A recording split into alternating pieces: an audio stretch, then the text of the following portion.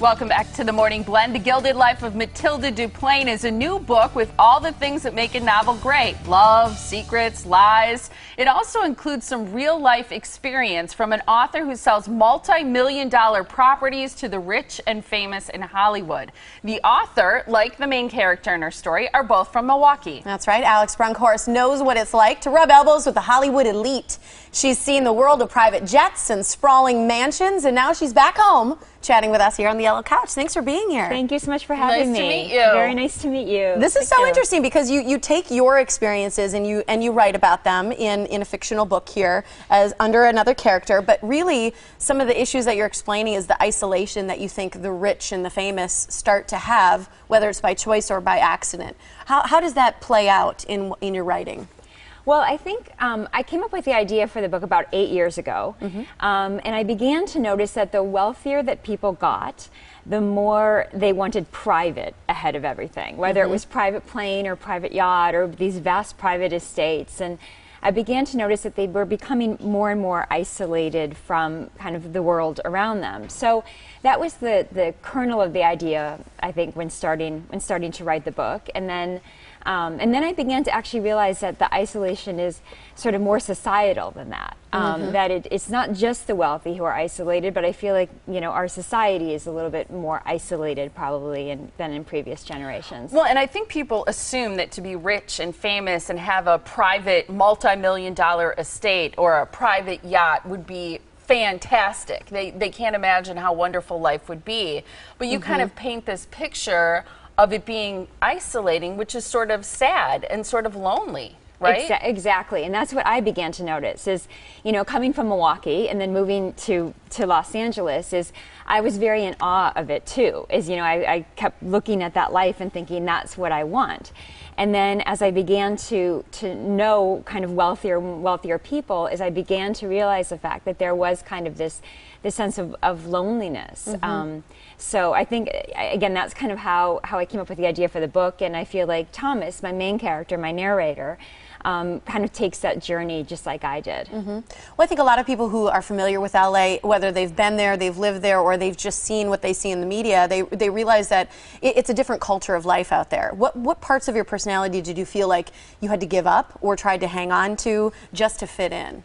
Well, I do real estate. That's kind of, you know, what I do from, call it 9 to 6. I write really early in the mornings. And so real estate is such a relationship business. Right. So for me, it's the nice thing about real estate is I do have personal relationships with my clients and with other agents. And so I think that I was able to sort of take that Milwaukee in me and develop those personal relationships. And I'm very honest and candid and genuine. And I think, you know, in LA or in any city, people like that. And I think they recognize it very quickly. And so I think for me in my business life, that has, you know, that it's been a tremendous asset.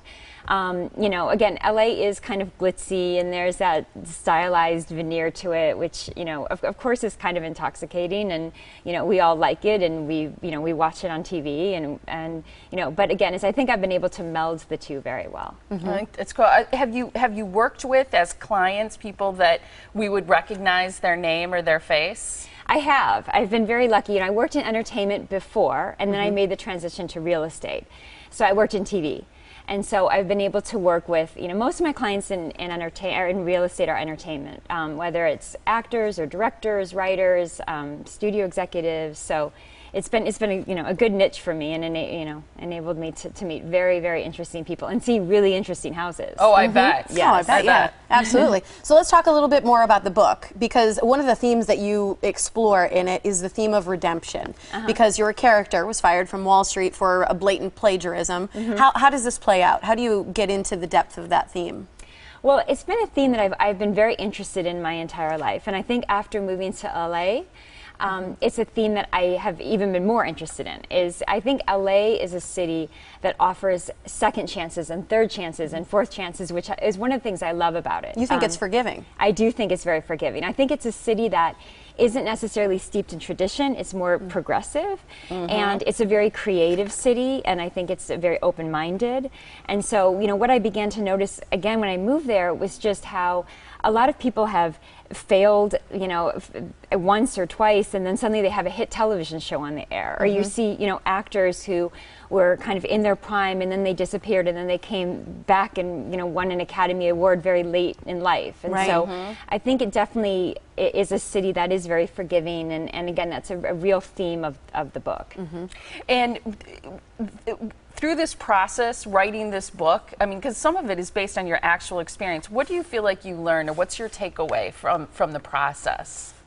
Well, the process was a very interesting one for me because I wrote the book and it was initially extremely harshly rejected. And so on a personal note, that was very hard. I'm somebody that I tend to, if somebody rejects me, personal. It's very personal. You put this thing out in the world and they say, you know, in my case, I sent it to an agent in New York who said, this is unsellable. And so I put it in the drawer for years.